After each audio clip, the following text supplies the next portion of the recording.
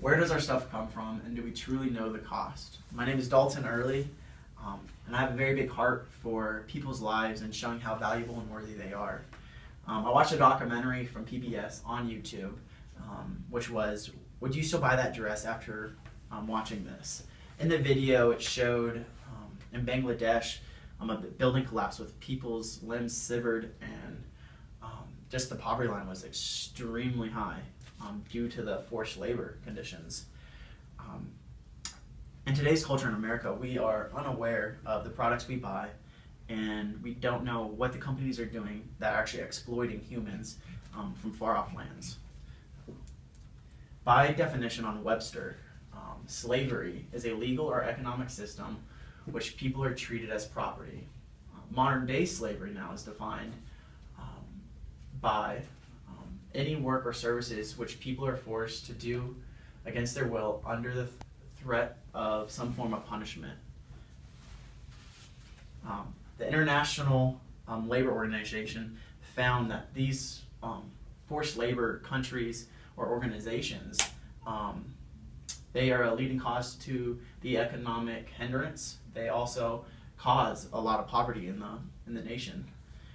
Now, what countries are have forced labor? 18% of Africa. There's 9% of Latin America or the Caribbean, 3% of the population in the Middle East, 7% of the European nations. Now, what companies are involved with this trade?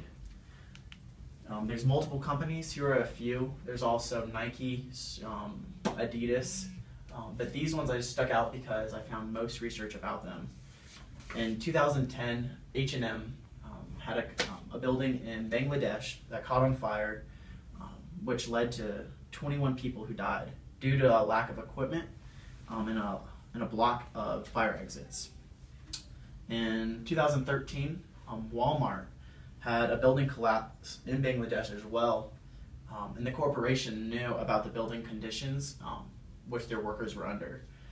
In 2008, they forced workers 19-hour shifts with only making $20 a month.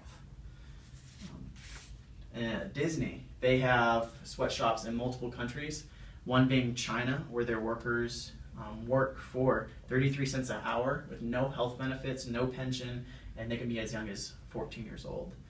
They also had a building catch on fire in Bangladesh as well that caused 114 deaths.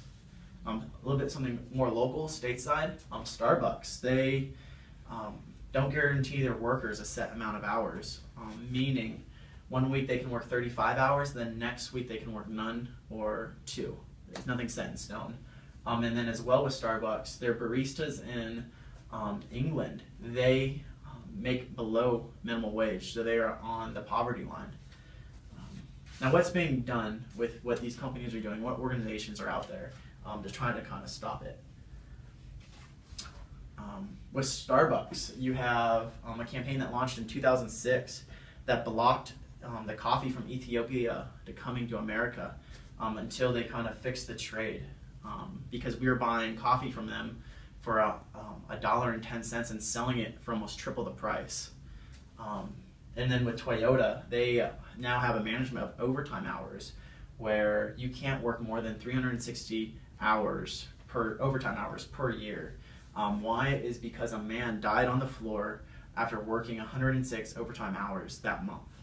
And then Apple is a big one that they've really progressed with the forced labor organizations and trying to stop what their company has done. So they hired the Fair Labor Association, and they conduct a regular audit on these smaller companies who they hire to build their products, to regulate the working conditions of their companies. So, the summary of what I want to inform you guys was not about what to buy and what not to buy, but to let you know of what's going on, who is involved, how it's being done, and where it's going on at. And the biggest thing I wanted you guys to know is that every life is valuable and worthy. And so hopefully this opened your eyes. So get out there and make it known that every life is valuable.